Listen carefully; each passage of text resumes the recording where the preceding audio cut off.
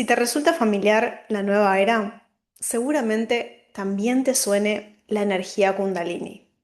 Y probablemente también hayas escuchado cosas o prácticas que te enseñan a despertar la energía Kundalini en ti. ¿Por qué me interesa hablar de esto? Porque hay personas que creen que estas prácticas son inocuas, que son absolutamente inofensivas. Y además, porque este tipo de enseñanzas también se han infiltrado en la iglesia en determinados círculos que hoy por hoy enseñan, por ejemplo, a profetizar a las personas abriendo el tercer ojo, justificando este accionar diciendo que el sistema de chakras es dado por Dios y que en consecuencia es avalado por el Dios de la Biblia. Lo que casi nunca te dicen en ningún lado es que despertar esta energía tiene un costo real. Despertar esta energía tiene un costo oculto y además bastante peligroso. Por eso en este vídeo quiero hablarte sobre qué es exactamente la energía Kundalini, contarte sobre el yoga Kundalini, en qué consiste despertar esta energía y por qué deberías mantenerte lo más lejos posible de cualquier tipo de enseñanza que te hable sobre esto. Dentro de la filosofía yógica que el prana es esta energía que se va moviendo a través de las ruedas o centros vitales de la persona, también conocidos como chakras. Entonces son ruedas o discos por las cuales el prana o la energía iría pasando y que son puntos que están ubicados en lugares estratégicos del sistema nervioso humano. Entonces, el primer chakra, que es el chakra Muladhara, que en general está asociado a todo lo que tiene que ver con la raíz o el enraizamiento, las bases de la persona, el sustento, y siempre está vinculado con el color rojo. Ese primer chakra se cree que está ubicado en la base de la columna vertebral y se asocia con alguna tamas, con la oscuridad, con la torpeza y con los instintos animales. Entonces, representa la supervivencia de la persona. La energía Kundalini, según esta filosofía, reside en la base de nuestra columna vertebral, dentro, dormida en el chakra Muladhara o en el chakra base. Se dice que esta energía está esperando ser despertada y que su ascenso por cada chakra también representaría un ascenso en nuestro nivel de conciencia, un conocido despertar de la Kundalini. Entonces, hablemos ahora específicamente del Kundalini Yoga.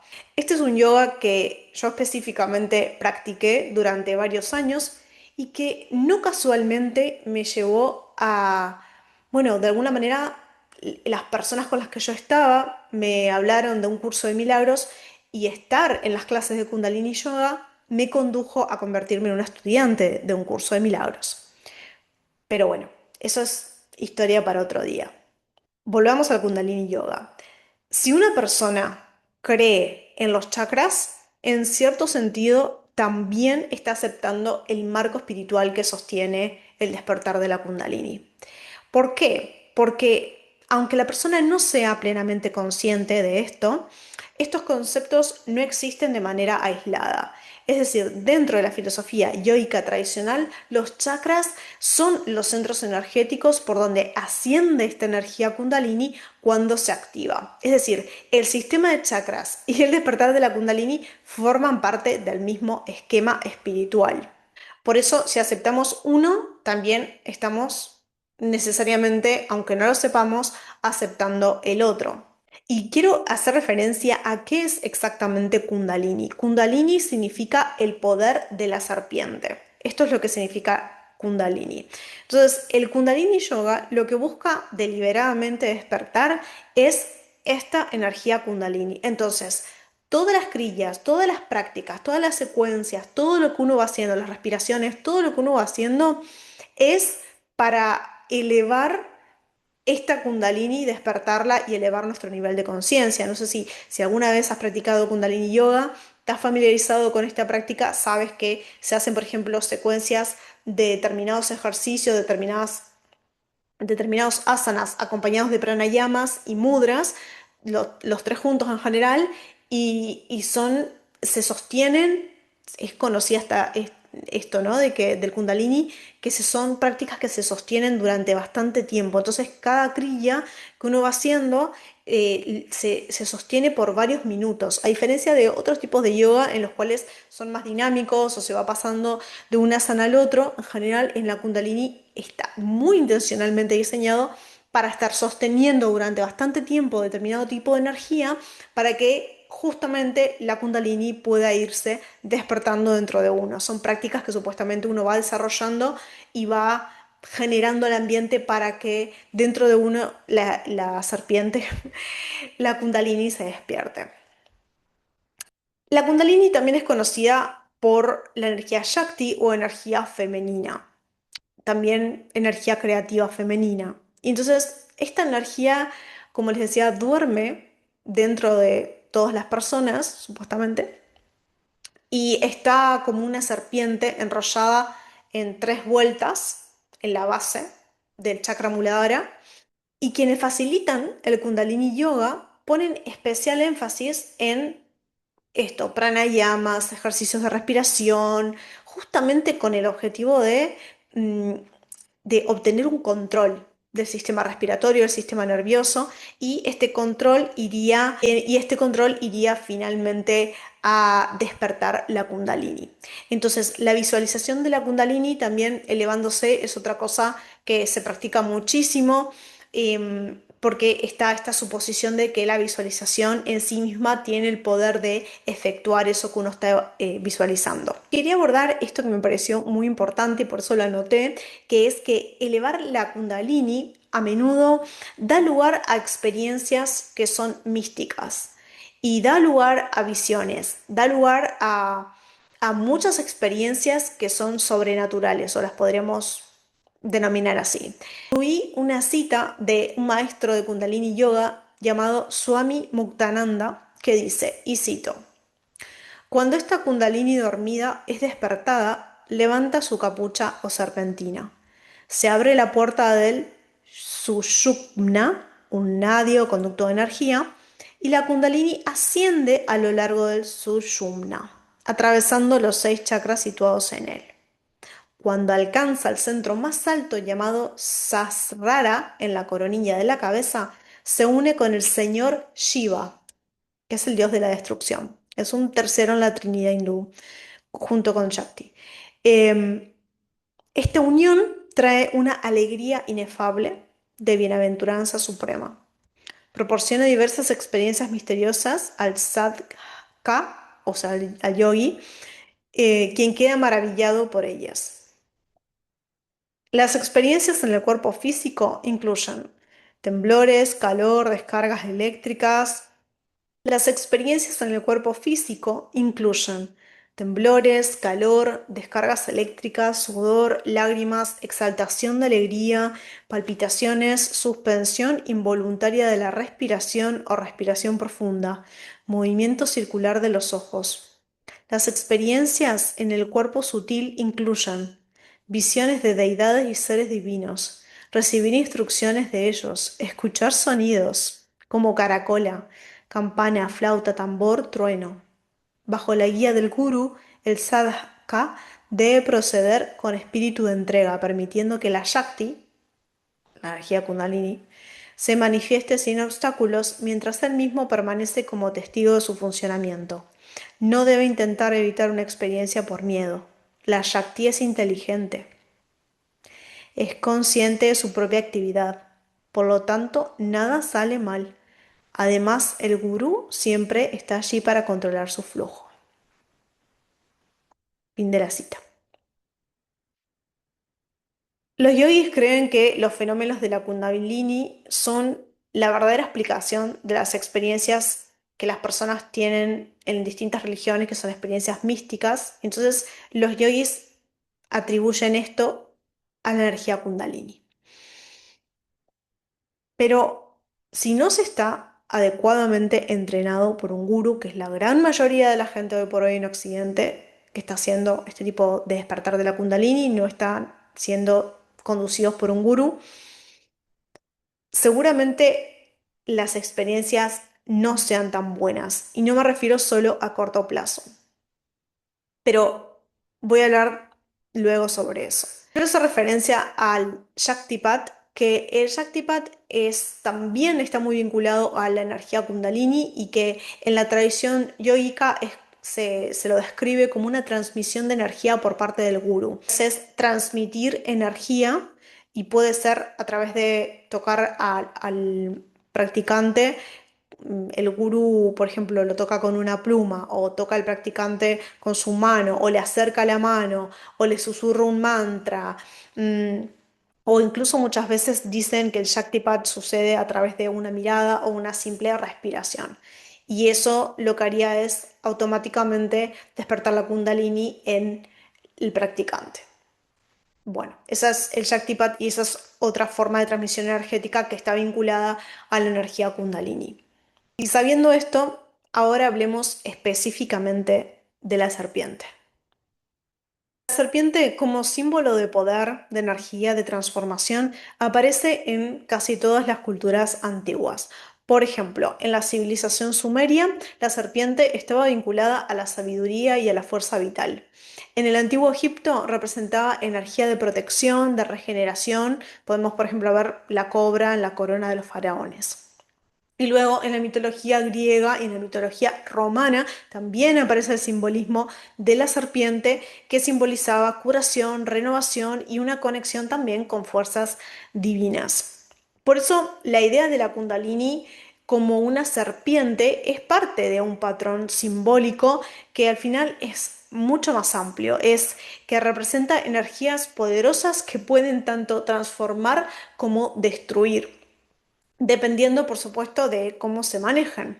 Entonces, esto nos ayuda a entender por qué, o empezar a entender por qué despertar la Kundalini no es algo inocuo, no es algo trivial, y por qué tantas tradiciones a la vez advierten sobre las personas practicando este tipo de despertar. Y me interesa en este sentido que estamos hablando de la serpiente, pensar en el símbolo de la serpiente dentro de la Biblia, dentro de lo que es las Sagradas Escrituras. Y veamos, como cristianos nosotros tendemos a asociar la serpiente como algo negativo, porque enseguida nos lleva a Génesis 3, a la caída del hombre, a la caída de la humanidad y cuando el pecado se introduce en el mundo. Y mientras que esto es verdad, esto es verdadero, esto es bíblico, también es cierto que en la escritura la serpiente es un símbolo que está presente y que representa o simboliza sanación, sabiduría e incluso también representa a Jesucristo. Y ahora quiero que analicemos algunos de los versículos que están presentes dentro de las Escrituras para que nosotros nos demos cuenta de la diferencia entre lo que significaría el símbolo de la serpiente en un despertar espiritual y cómo está representada la serpiente en la Biblia y cuál es el significado y si hay diferencias o no. Veamos, vemos en Números capítulo 21 que el contexto de este capítulo es que el pueblo de Israel se encuentra en el desierto y ¿qué hace? Comienza a murmurar contra Dios y comienza a murmurar contra Moisés. Y como consecuencia fueron enviadas serpientes venenosas que iban mordiendo al pueblo y que en consecuencia muchos israelitas murieron. Entonces ocurre lo siguiente, y voy a citar Números 21 del 8 al 9. Y Jehová dijo a Moisés, hazte una serpiente ardiente, ponla sobre un asta y cualquiera que fuere mordido y mirare a ella, vivirá. Moisés hizo una serpiente de bronce y la puso sobre un asta, y cuando alguna serpiente mordía a alguno, miraba a la serpiente de bronce y vivía. Como podemos ver, aquí la serpiente es un símbolo del juicio de Dios, pero no quiere decir que la serpiente contenía poder en sí misma. O sea, no estaba realizando Moisés un acto mágico, sino que al final era una demostración de sanidad y de fe y de obediencia en la palabra de Jehová. Y luego podemos ver también en el Nuevo Testamento, en Juan 3, del 14 al 15, que Jesús hace una conexión directa Y dice, como Moisés levantó la serpiente en el desierto, así es necesario que el Hijo del Hombre sea levantado. Y aquí la serpiente levantada se convierte en una figura profética que va a representar a Cristo. Y así como los israelitas miraban a la serpiente en fe y vivían, el que mira a Cristo crucificado con fe recibe la vida eterna. Entonces, yo quiero hacer esta aclaración porque no todas las referencias bíblicas a la serpiente, si bien hay más, no todas son estrictamente negativas, pero la Biblia utiliza este simbolismo en contextos que son diferentes. A veces como una representación de un engaño, como instrumento de juicio, o como vemos en números 21, con una figura que apunta proféticamente también a la redención en Jesucristo. Sin embargo, aun si reconocemos esa diversidad de usos que presenta la Biblia, también podemos distinguir diferencias enormes respecto del simbolismo, ¿no es cierto? El simbolismo bíblico y lo que implica el llamado despertar de la Kundalini. ¿Y a qué me refiero? Que en la escritura la serpiente nunca es presentada como una energía divina interior que todos hemos venido a despertar o que tenemos la capacidad de despertar. No implica en ningún momento en la Biblia el simbolismo de la serpiente que sea algo que todos tenemos durmiendo dentro nuestro y que debemos activar de alguna manera o a través de determinadas prácticas. Esto no es lo que enseña la palabra de Dios. Nunca se invita al creyente a activar una fuerza espiritual interna. Al contrario, la vida espiritual bíblica se basa justamente todo lo contrario, en depender de Dios que actúa fuera de nosotros y de Dios que actúa por gracia. Y me gustaría abordar ahora cuáles son los efectos visibles del despertar de la Kundalini, porque esto es algo que se ve, que muchas personas lo pueden, están... Ahora me gustaría abordar cuáles son los efectos visibles del despertar de la Kundalini. La persona cuando despierta la Kundalini suele experimentar, como decía el Swami, temblores, suele experimentar movimientos involuntarios del cuerpo. Muchas veces la persona habla en lenguas que no son lenguas de Dios, son lenguas demoníacas. Hay personas que sienten calor, personas que sienten como un fuego interno que va subiendo. Otros sienten cosquillas, se ponen a reír como locos, como con una euforia. Y algunos, muchas, de hecho, si lees testimonios, muchas personas dicen haber despertado determinadas habilidades psíquicas después de un despertar de la Kundalini. Hay algo que yo quiero dejar muy en claro. Jamás me van a escuchar decir que estas experiencias no son reales. Ese no es mi punto y nunca afirmaría algo así. Porque negar la realidad de este tipo de experiencias sería ignorar la realidad de tantas personas, como les decía, que atestiguan realmente tener o haber tenido, haber experimentado este tipo de efectos después de haber despertado la Kundalini. Entonces, lo que sí me van a escuchar decir es que una experiencia sea real no significa que provenga de la luz. Que una experiencia sea real no significa que la fuente sea santa, que su fuente provenga de Dios.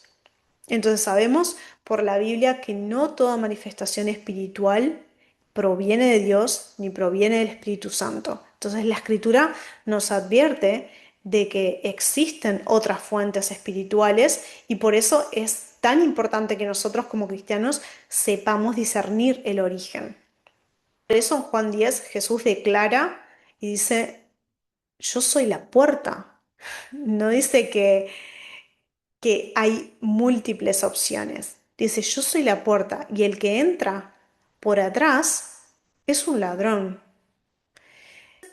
El acceso legítimo al reino espiritual ya tiene un diseño, que es un diseño establecido por Dios. Y no cualquier puerta conduce a la verdad. Y nosotros sabemos que Dios no demarca los límites por un mero capricho. Dios lo establece estos límites porque sabe que el mundo espiritual es real y sabe que el mundo espiritual no es neutral. Entonces, Tú puedes experimentar sensaciones de relajación, de liberación, tener tus sentidos más despiertos, más intensificados. Puedes sentir un aumento en la sensibilidad, puedes sentir euforia, que por cierto es muy distinto de la paz de Dios.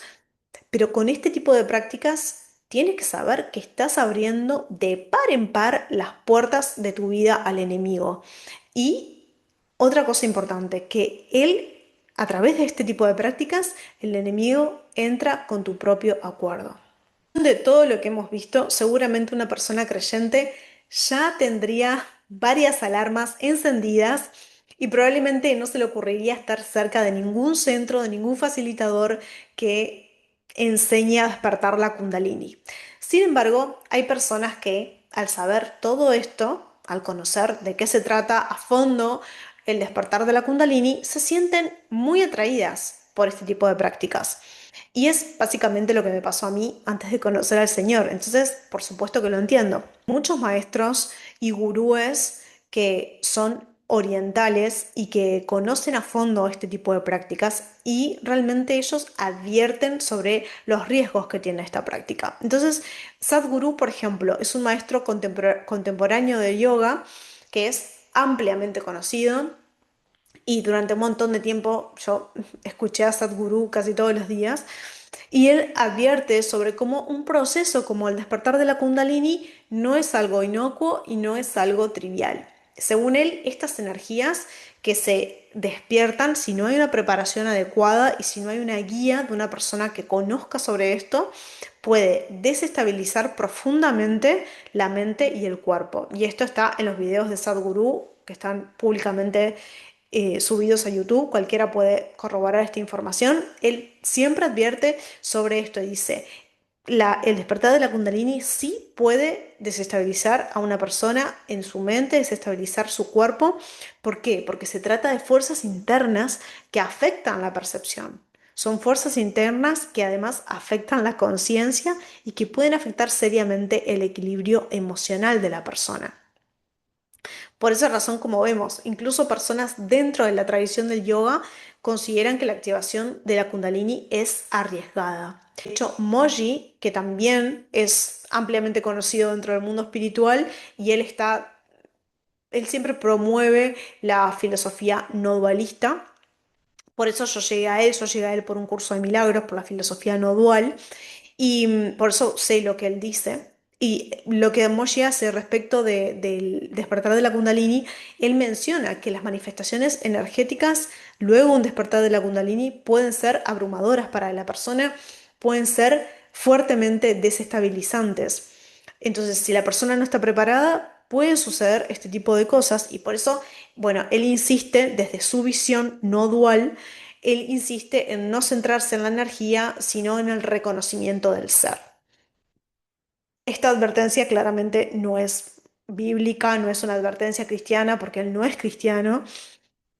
Él no cuestiona la fuente espiritual de la Kundalini, él cuestiona la obsesión con la experiencia, lo cual también tiene sentido, pero bueno, lo interesante es que también dentro de la tradición yoica hay muchas personas que aclaran que puede haber consecuencias que son por demás negativas para la persona. Que como podemos ver, incluso dentro de la tradición yoica hay muchísimos exponentes de esta tradición que hablan y advierten sobre los riesgos y los peligros que puede haber de despertar esta energía dentro de nosotros. Entonces, se admite literalmente que estas experiencias pueden afectarnos como personas, pueden afectar nuestra mente, pueden afectar nuestro cuerpo y pueden afectar nuestra percepción.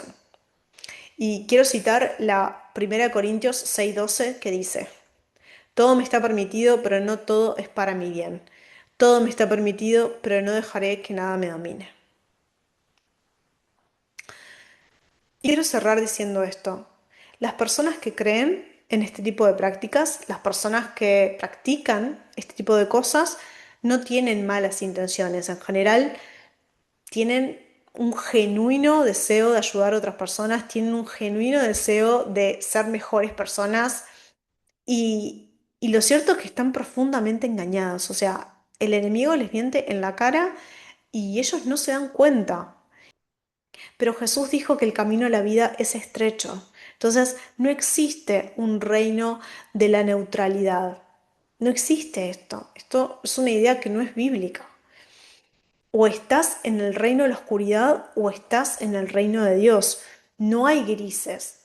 Como dice Efesios 4:27, no deis lugar al diablo. Por favor, no den lugar al diablo. No se expongan ustedes mismos a este tipo de prácticas. Porque lo que yo creo es que si tú quieres fortalecer tu cuerpo, si quieres adelgazar, si quieres moverte, está muy bien, está perfecto, pero no tienes que hacer yoga para lograrlo. O sea, no tienes que comprometer tu fe para poder conseguir esos objetivos. Yo te animo a que busques otras prácticas, a que encuentres, por ejemplo, clases de ejercicio físico, de pilates, de otras cosas que no comprometan tu fe. Existe una forma bíblica además de meditación que no implica vaciar la mente también, esto es muy importante decirlo. La forma de meditación bíblica implica aquietar la mente, sí, estar tranquilos, pero llenarnos de la palabra de Dios, llenarnos de la escritura y que en plena devoción al Dios verdadero, invitemos al Espíritu Santo para que nos guíe y para que nos ayude a escudriñar las verdades de Dios que ya han sido reveladas. La verdadera transformación no viene de despertar algo interno, de despertar algo dentro de nosotros. La verdadera transformación viene de nacer de nuevo en Jesucristo. Me gustaría conocer tu opinión en comentarios sobre este tema. Si tenés dudas, si tenés preguntas, me encantaría leerte y espero que este video te sea de bendición. Muchas gracias por acompañarme y nos vemos en el próximo.